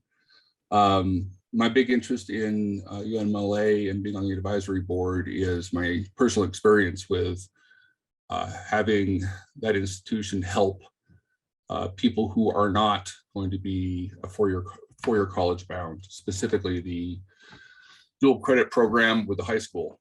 I think this is an incredibly important program. It does help families and students who have not had the college experience historically with their family and don't understand how to navigate it. It's a way for them to transition into a college environment. That program is only minimally funded by the state. It is done approximately 7% of all the credit hours at UNMLA are allocated on an unpaid basis to this dual credit program. And I would like to very much be able to explore ways to figure out a way to capture money sufficient to cover that. Those classes are done on, those credit hours are essentially allocated on a basis that the additional people in seats do not incur extra costs. In other words, seats that would otherwise be unfilled. It's just not true. There are always going to be additional costs every time you have a student, costs to the instructor, etc. So anyway, again, my name is Chris Lucchini, running for UNM Advisory Board Position 1, and I will cede the rest of my time. Thank you. Mr. Wineland? Trying to unmute and start my video. Hello, everyone. Thank you, League of Women Voters, for this time. I'm running for the advisory board because, well, first off, I have a daughter, Catherine, Katie Wynn. A lot of people know Katie, and I must say she's been very successful. She started out her college education at UNMLA at a time when they told her she could never succeed in high school. She's now in graduate school, graduated magna cum laude from UNM-LA. I'm very proud of her success. We had to go to the University of New Mexico main campus to complete her degrees because the four-year programs that she wanted to be in at UNMLA were canceled. I'm concerned that we're shrinking as a university instead of trying to think of ways to expand. And as a resource for the entire community of Los Alamos, we're an economic resource that is, I think, really undervalued. I came from Durango, Colorado, where the college up there, Fort Lewis, is a vital resource for the community and provides income and labor. Has anybody ever tried to hire a kid to come and mow your yard in Los Alamos? We don't have that. They do in Durango because they have a viable four-year school. So I'm going to see what can be done to do that. I've got qualifications. I was a professor. I've taught. Try to put those up here and share my screen. Let's see. Try to share my screen real quick. Just have about 10 seconds. 15 seconds. It isn't going to happen. It won't allow me to share screen. Okay. Well, I thought it'd be easier to just put my qualifications up there. I've taught university. I've raised money for the universities. I'm actually at University of Mexico right now. Thank you very much. Bye-bye. Bye. Let's move to Charles Mccullen.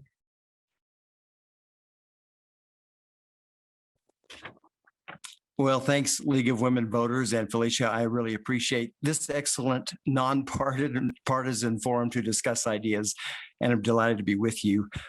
In fact, this has been fun. I've really enjoyed getting to hear all of this conversation. Counting my 2 stints in Los Alamos, I've been in this community for over 40 years, was pastor of White Rock Baptist Church for 31 of those years. I have a deep interest in and higher appreciation for higher education.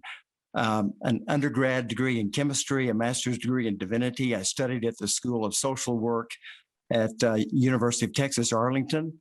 Have an earned PhD in ethics, and have taught courses in ethics and moral philosophy at the community college, university, and graduate levels.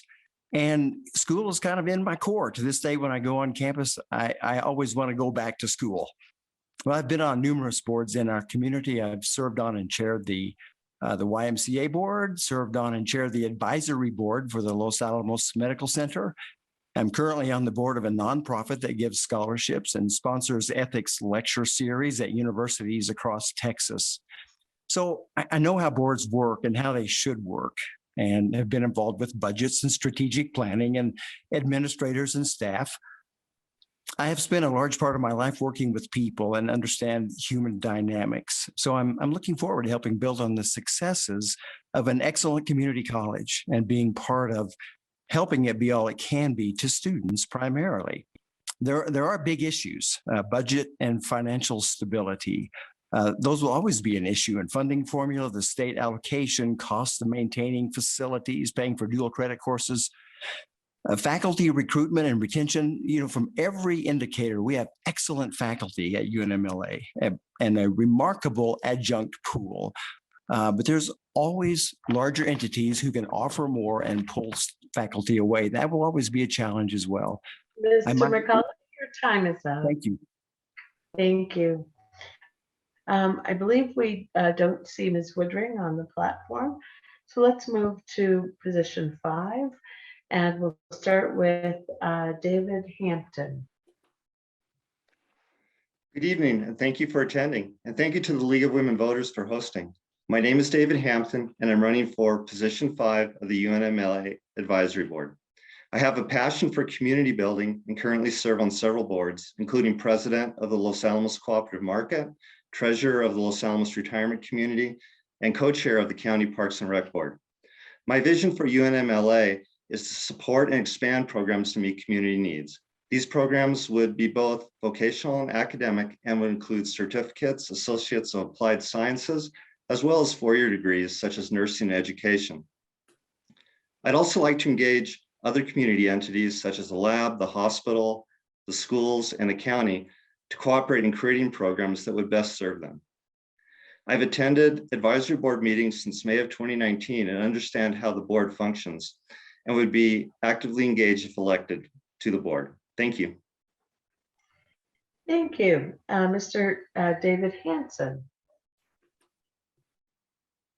Thank you. I'd like to thank the League of Women Voters for this forum. It's very helpful. My name's David Hansen with an S. I'm running for UNMLA Advisory Board. My motto is common sense and science. These are two of the qualities that I, as a retired scientist, can bring to the table. I have degrees in physics from the University of Oregon and University of California, Santa Barbara. My wife and I arrived in Los Alamos in 1981. Like many of you, we discovered what an amazing place Los Alamos is. Both of our children attended school here and graduated from the high school. After retiring from the theoretical division at Atlanta, I realized what a privilege it has been to spend most of my life here. I've taken courses at UNMLA and actually participated in the UNMLA fundraiser. It was organized by Juanita Madeline, the instructor for a music theory course that I took. The success of UNMLA is measured by the success of the students. Vocations with certifications like welding and information technology can lead to well-paying jobs that contribute to the local economy. Because of the continuing COVID pandemic, though, UNMLA faces challenges in how to operate in a post-shutdown world, how to provide safe environment to ensure sustained in-person learning for the students. The pandemic has also affected the small and large business community, which provides an important source of employment for UNMLA graduates, particularly technical vocational students. We need to ensure that technical vocational courses stay aligned with these changing community needs. I would also like to help bring new programs to UNMLA, like a nursing associate's degree. UNMLA is one of the reasons that make Los Alamos so special. It's very important. Thank you. Thank you very much. Now we'd like to have a few questions for the UNMLA candidates. Ms. Mills? The first question is, what are your goals in running for UNMLA Advisory Board? Thank you. Mr. Lucchini? See if I can defeat the technology. Well, as previously mentioned, I would like to explore ways to get cost recovery on this dual credit program. I think it's very important. Either the state can provide more funding or there's some other alternate methods I've talked about with superintendent. I do think that there ought to be a exploration of the demand for other associate's degrees that are not currently offered. The one mentioned, nursing or something in the medical area, something I think is actually very important and currently believe would be popular and would be something that the prospective student body would be interested in. My feelings on this matter don't matter. What matters is the actual data. So customer data, potential students should be queried as to what other additional programs UNMLA should offer and whether or not we have the capability to offer those. So expanding the variety of programs, expanding access, especially expanding the dual credit program would be my goals. Thank you. Ms. Grissom?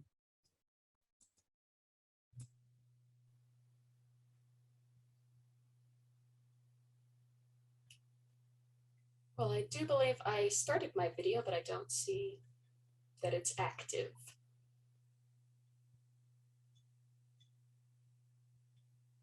Is my sound coming through? Your sound is coming through. Okay, then I'll just go faceless. So my goals for running for UNMLA Advisory Board are to look at how our supportive services can best help students.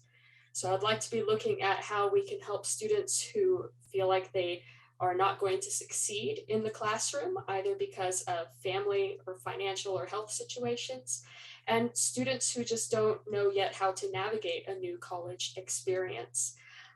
So these are the goals that I have coming into this board. Thank you.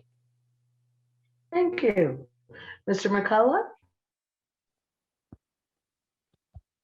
I would like to mention that the dual credit issue is the double-edged sword of dual credit is one that needs a lot of care and exploration, some careful thought about how that works. It is clearly a great advantage for high school students. UNMLA bears the cost of that, and cost recovery will be something to be explored down the road. I also think that expanding the four-year degree, especially into nursing and education, two big needs in our state, would be an incredibly valuable thing to do. There's recruitment and retention, I think, is probably one of the biggest issues that we face. And as far as visibility, as far as reaching out to students and families, as far as making sure that people are aware of the treasure, the value that UNMLA is something that the board can be involved in, along with everyone who's involved with UNMLA. Thank you. Mr. Wineland. Hello, I'm going to stay without video because my internet connection is unstable. And I'm hoping, can everybody hear me? I can hear you. Thank you. Yeah, I'm 100% with Mr. Lucchini on his issues, as well as Chuck McCullen. I agree that the dual credit for high school students is an extremely important program. I can see kids who thought they were meant for college get a dose of reality when they realize they might be better suited in trade school. And we need to figure out a better way to fund this. Free tuition, the concept of that is blowing my mind. However, there is a reality factor there. I believe the advisory board can really help by many tasks of building the University of New Mexico in Los Alamos as a more valuable community resource. There's a huge difference between what we have here and, for example, other schools, especially where I come from in Durango, Fort Lewis College, which is a huge community resource measured in like 20% of the gross economic product there. The town couldn't survive without Fort Lewis. Oh, yeah, and I would love to see that kind of development. I'm highly interested in exploring possibilities of revitalizing four-year education here, as well as growing programs that are STEM and liberal arts. I do everything I can to make it happen. Thank you. Thank you. Thank you, Mr. Wineland. Mr. Hanson.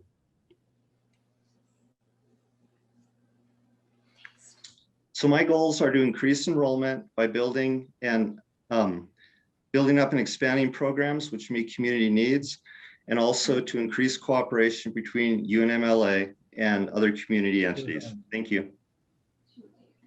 Thank you. And Mr. Hanson. Don't be shaking them, keep them warm. Am I up? I can see you, Mr. Hanson.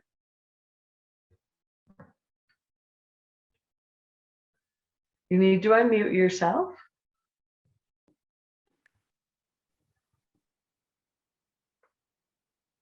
There you go. Okay, I don't know what went wrong there. Buttons, can't do well with buttons. I guess one of the goals is to try to bring together all of the excellent goals that we've heard the other speakers mention here, which I certainly support almost all of those. But I'm sort of obsessed and high centering on the security and success of the students. We're still living in a COVID pandemic, and University of New Mexico at Los Alamos campus is still trying to find a way to safely provide an education for the students, both physical and from the pandemic.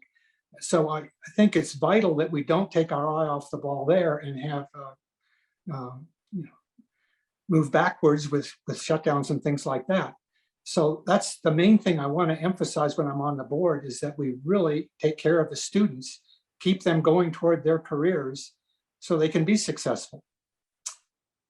Thank you. Thank you, Mr. Hanson. Ms. Mills, I believe now we have a statement from Ms. Woodring, and I think we might be able to take one more question. Okay, so you'd like me to read the statement?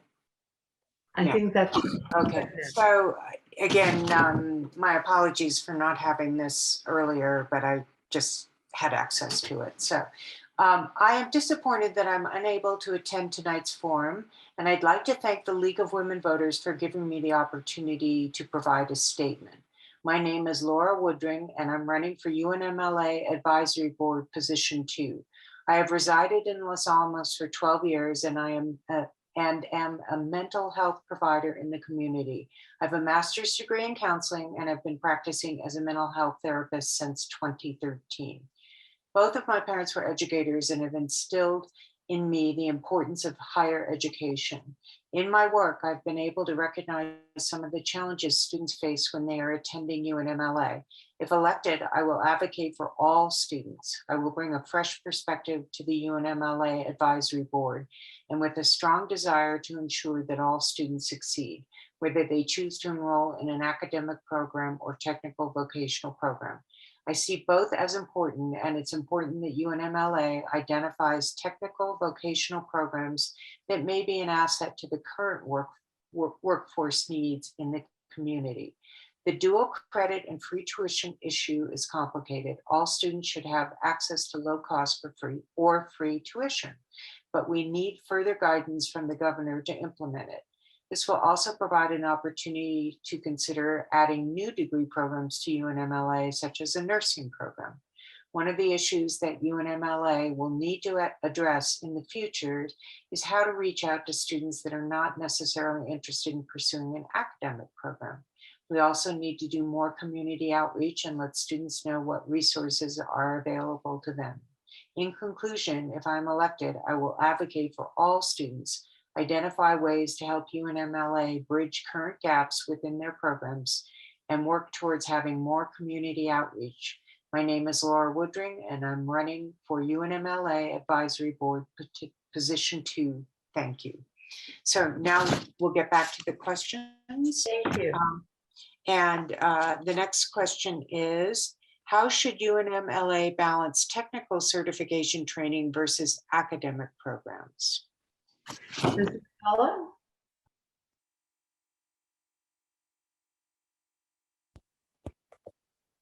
Academic and technical certification, both are extremely valuable at UNMLA. Melanie said it a little bit earlier. She said, not all students want to or will go to a four-year college. Technical college gets a certification to your school, and that's precisely what the local community college offers.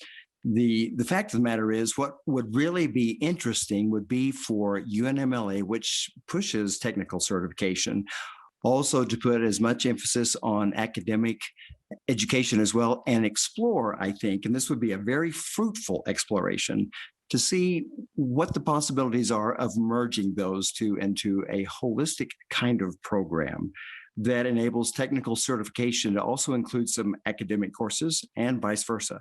That could be of real value to both sets of students who are exploring those avenues to go further in life's work, both in terms of making them ready for the workforce, as well as preparing them for going further should they choose further education. Thanks. Thank you. Mr. Wineland?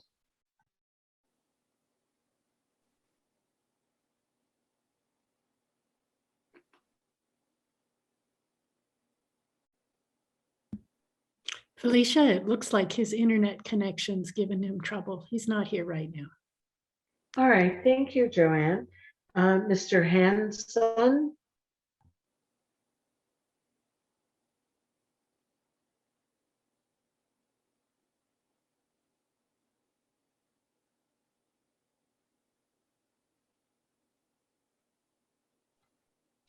Mr. Hanson, you're unmuted.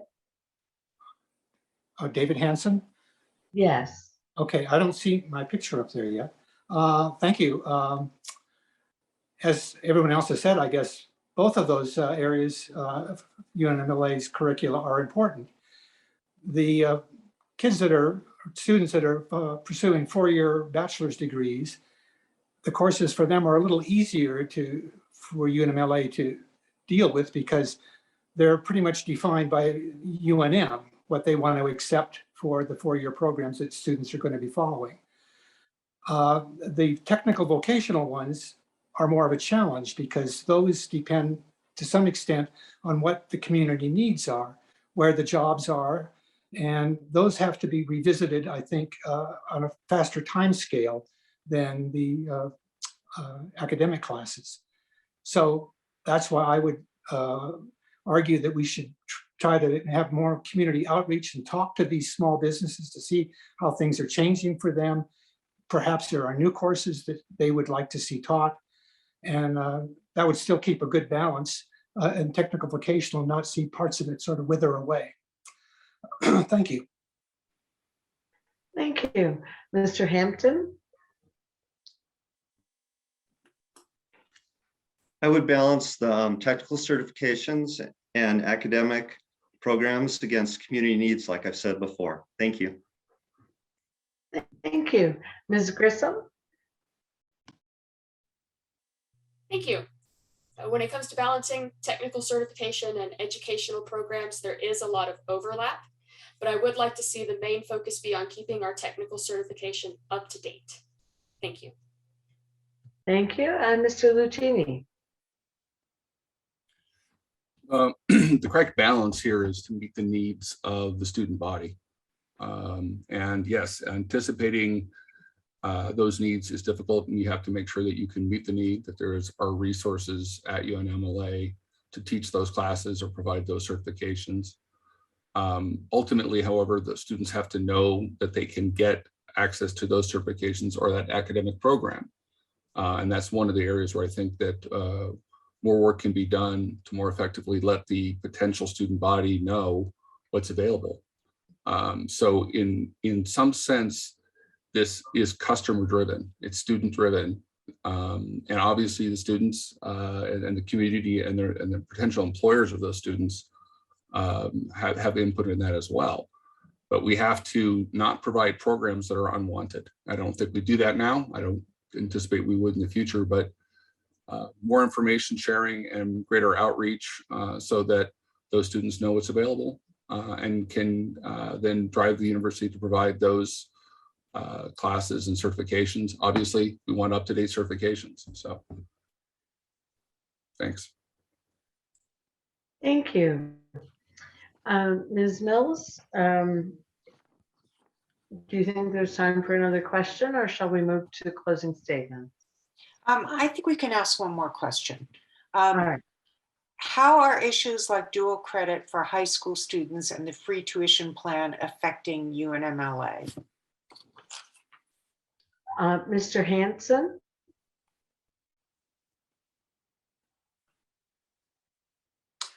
Hi, well, that's a very difficult question because it's an unfunded mandate at the present time. The schools, high schools can put students into UNMLA for credit, and there's no way by state law that the high schools can pay anything. So the only solution that I can see is that we have to get the legislature to fix that. So they're the ones that control how money can flow around. A couple of weeks ago, I ran into our legislator, Christine Chandler, and took the opportunity to bring this up with her. And she said there's a lot more interest there in the legislature now, mainly because this isn't a problem that's unique to Los Alamos. Other two-year colleges around the state are experiencing the same issue. And she actually thought there was some possibility that the legislature would get to this and correct this. So I guess it's something we can all maybe contact our legislators and say, please get going on this. It's very important. Thank you. Thank you. Mr. Hampton? Yeah, I think one thing that is important to keep in mind is that 30% of UNMLA's budget comes out of property taxes of Los Alamos County residents. So that's one of that's one of the things we already pay that should be going towards helping the dual credit situation. There are some one of the way I would go about solving the problem at this point though is trying to increase enrollment, because we can get enrollment up, then we won't have classes where there's more unpaying students than paying students. And I also agree with what David Hansen said, is that we need to work with the state legislature to try and work out a way to get funding moved from either funded from the state or federal sources or moved over from the public schools. Thank you. Thank you. Ms. Grissom? Thank you. The importance of dual enrollment comes in our classroom diversity and in, as Chris Lucchini mentioned earlier, that ability to help bridge the gap for first-generation students. When it comes to how this is going to affect UNM-LA financially, we can always look to other programs. This is not a new thing, dual enrollment between high school and college universities. So there's always resources and research available for how best to handle funding for this. And when it comes to free 2-year college tuition, that's another area where we do have other examples that already exist nationwide on how to handle that financially. But it isn't something that we have started to do yet until we have all of the information and guidance from our governor. Thank you. Thank you. Mr. Lucchini? Yeah, I've this has been my topic for pretty much the entire evening. There are other ways. When I was a dual enrollment student when I was in high school, I attended the local university here in Las Cruces while I was in high school, and I simply paid for it. There are at least some portion of the students here whose parents can't afford to pay for credits, and simply asking them to do so is at least a very first step. The state does provide, and my understanding is that the state does provide a small amount of money to support the dual credit program, but it is wholly inadequate. As to the free 2-year college program, it hasn't been passed, and commenting on something where legislation hasn't actually been enacted yet, much less the regulations written, I think is somewhat futile, but I believe is beyond our control. When it does pass, we'll have to address the implications of that as a board. So thank you. Thank you. Mr. Mccullen? Interestingly enough, the budget for dual credit is much, much higher in the spring, and is understood that the state allocation is very, very low, probably upwards of $100,000 and more for the budget, about $24,000 for the state allocations. So UNM-LA comes up with all of the balance. There are several things. The getting students to stay on for a degree and otherwise take courses to stay on so that they become part of the funding formula is indeed critical. That's been mentioned already, and that's why recruitment and retention are so important. Perhaps pursuing third-party payers and grants might be another way to approach that. Clearly being involved with the Legislative Finance Committee and the state government and helping the state understand what happens at a local community college is a critical part of this. It stands right alongside the tuition assistance, and there are several incredible opportunities between the state lottery, the Bridge to Success, the Opportunity Scholarship, a number of free tuition or tuition assistance programs are opportunities that help a lot of students who otherwise may not be able to go to school at all. So these are issues that we'll want to stay on top of and be aware of and engage in dialogue. Thanks. Thank you. I believe that's all the questions we have time for this evening of the candidates for the UNM-LA Advisory Board. We'll move then to closing statements. And we'll start with Ms. Grissom. Again, if you would keep our timekeeper, Luke Favorite, in your view, he will let you know when you're close to your time. Thank you very much. I will start with Ms. Grissom. Thank you. My name is Alyssa Grissom, and I'm running for the UNM-LA Advisory Board Position 1.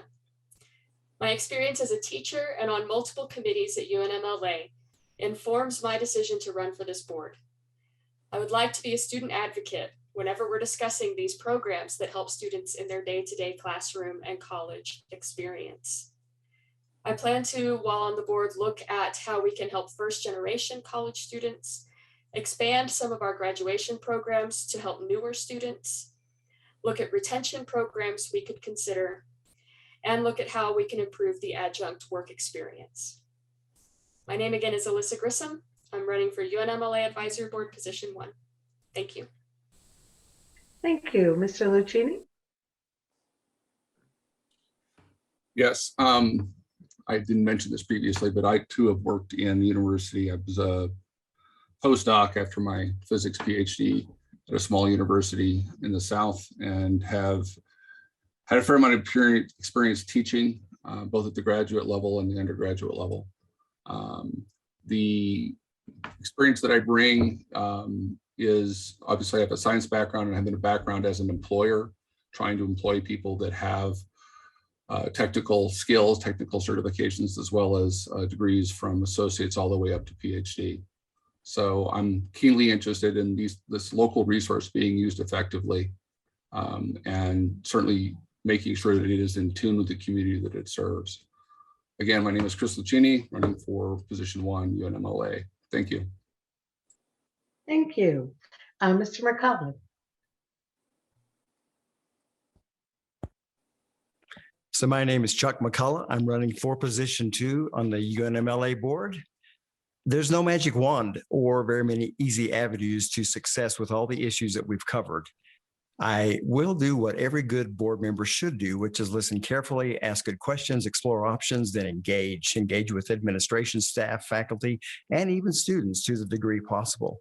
Be engaged with the community. This is why this is an elected position, to listen to the community, to explore options and suggestions, to be engaged at other levels with LAPS, UNM, the Legislative Finance Committee, the governor, to show up at events, be a face of the university. This is what I want. When a student says, I got my start with a welding certification at UNMLA, I want parents and community members and employers to say, that was a good choice. When a student says, I got my associate degree, a valuable start in my academic goals at UNMLA, I want parents, community members, the public school personnel to say, that was a good choice. And we can make it more and more that way. Again, I'm Chuck McCullen, running for position 2 for UNMLA Advisory Board. Thank you, Mr. McCullen. Mr. Hampton? Thank you all for attending tonight, and I'm looking forward to representing you and supporting Chancellor Rooney. Thank you. Thank you. Mr. Hanson?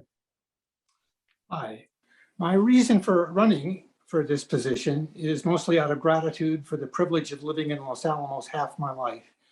But it's also out of a sense of disappointment with myself for never having given anything back to the community.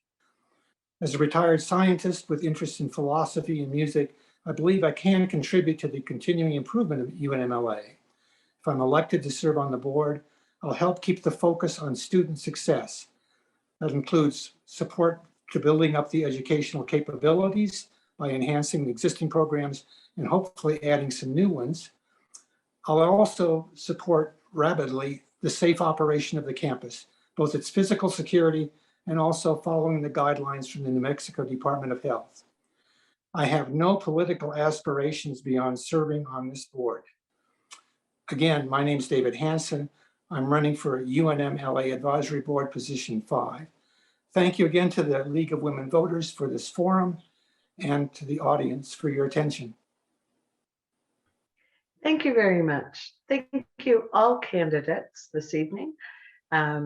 Ms. Leslie, our technical wizard, Ms. Mills, our examiner, Luke Favorite, our timekeeper, and everyone who joined us tonight to hear the statements and answers from the candidates for the Los Alamos School Board and the UNMLA Advisory Board.